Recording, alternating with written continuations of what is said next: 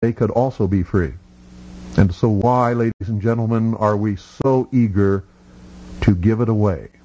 For some imaginary new world order under a United Nations charter that it will do away with war forever. If you believe that, if you really believe that and you fall for that deception, you'll be so sorry for the rest of your lives. He had such a way with radio, really took you back to, I think, the pre-TV days when people used to sit around the radio and listen to it. That's what would happen in my living room. Friends would come over and we'd listen to Bill Cooper, and there was a certain nostalgia to it, but the fact that he was dealing with all of these current events and things that were happening right before our eyes added more drama to the whole situation. And it was just a wonderful experience every night sitting down and listening to Bill.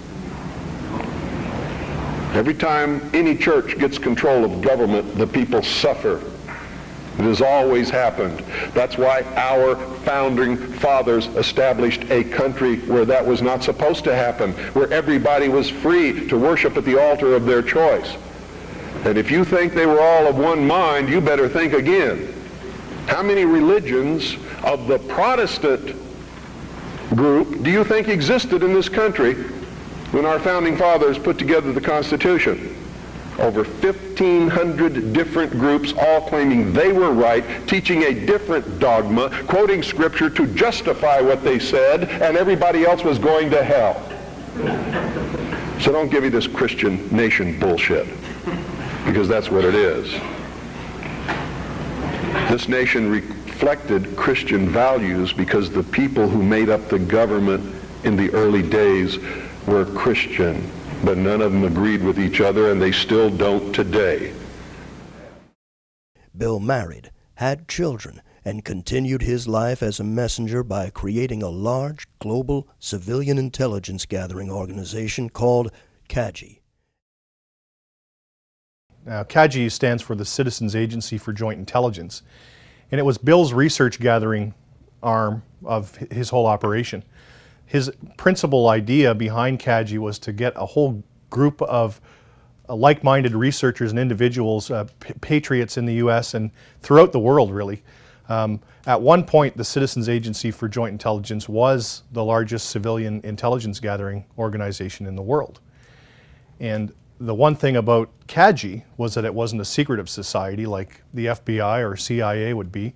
It was an intelligence gathering organization with the idea of putting this gathered intelligence out to the rest of the world. During the late 90s, Bill's outspoken disposition would find him harassed by government agents who kept watch on him in Arizona and tried desperately to keep him quiet by accusing him of federal violations, including tax evasion and bank fraud, that to this day have yet to be validated.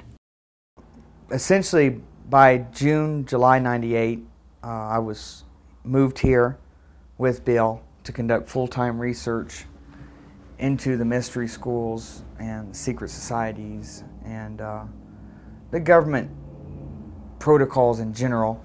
I was in the next town over running some business errands and came back, and he came rushing out to meet me, and he said the federal marshals were just here. I said, what? He said, yeah, they came up and they said they were going to serve me with charges. Well, he countered them with the jurisdictional issue, which he is probably the expert on, or was the expert on, and is on the website. Because then they, as in federal government, started pulling goofy stuff. Agent Fillerup was an FBI agent out of Pine Top Lakeside. Agent Fillerup showed up one day, this is just a couple weeks after the federal marshal initial visit. We were out in the backyard barbecuing, which we often did. He got out of his Bronco and said, oh, I just want to talk like old friends. And basically we told him we knew he was full of shit. And well, let me just hand you this envelope. And he's waving it. No. And we were still barbecuing away, and he was still out the side of his vehicle there, and he goes, well, I'm going to come on up. And Bill told him point blank, do not come up here. You're not welcome. I'm not talking to you. You go back and tell your bosses that there's not going to be another Waco or Ruby Ridge in this country. And this time you guys, and this was his own words, you stepped on your dick. and he got back in and back down the hill. He only had about a year, basically had a timeline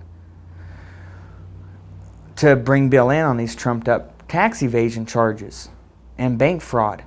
We did have a meeting with Congressman and his staff. He brought his entire staff up to one of our backyard little barbecue things, and we knew they were coming up, but we had to cook anyway. And they sat and talked to us for quite a while, but they weren't willing to help. And we were, like I say, always wanting a peaceful end to this and an answer to our jurisdictional questions. And to alleviate this problem, another thing we did was contacted any bank you'd ever dealt with. Car loans, banks, house loans, property loans, anything. Oh, no, we're a glowing customer, paid off early, never late. No fraud in existence. So essentially, when the year came up that Filler Up was quasi-given as a deadline and nothing had taken place, he was moved on, Agent Filler Up, to who knows where, maybe the real Siberia. And things seemed to calm down a little bit. And we were hoping that maybe it would just kind of go away. Unfortunately, things did not calm down. After Agent Filler Up's departure, more agents were assigned to watch Cooper, and Bill was eventually placed in what was known in the 90s as Filegate, where President Clinton ordered unconstitutional investigations into a number of individuals that were deemed a threat. The heat escalated to the point where Bill felt it was necessary to protect his wife and children by placing them in hiding for their own safety. It was now Bill and Doyle fighting the federal government on what seemed to be phantom charges. Towards maybe the last 8 months or so of his life, because of events happening around the world and then culminating in 9/11, as far as world-type events, Bill really turned the heat up on the people that would see this country's demise on his broadcast and on his website. And at that point, a person could tell if they had watched the happenings and knew the facts, not just the crap that was put in a paper here and there about Bill or the situation here, and had done their research, that now it wasn't a matter of if but when for Bill's demise. In August of 2001, a local doctor by the name of Scott Hamlin had reported to local Eager police that he had been harassed while parked on Bill's Hill by a man who followed him, pulled out a gun, and threatened him in front of his wife and kids. Even though it could not be proven that it was Bill, law enforcement now had a reason for serving a warrant for his arrest. Dr. Hamlin had been going up and playing real petty little games at night and up right next to Bill's property. This particular night, he had his family up there, and they claimed they were just up there to watch the lightning storms. But the problem was Dr. Hamlin would really egg people on. He's a real weasel. And Bill had enough of it and ordered him off the whole area. Just get out of here, I'm calling the cops. Now, if Bill wanted to do harm to him, he would not call the cops, obviously. Bill told me about this the next day, and that was pretty much all that was of it. The first warrant was served on September 11th of 2001, but was postponed. It would not be until November of 2001 when the police would finally make an attempt to raid Cooper. Cooper's broadcasts at this time had already been looking into the federal government's compliance in the events of 9/11.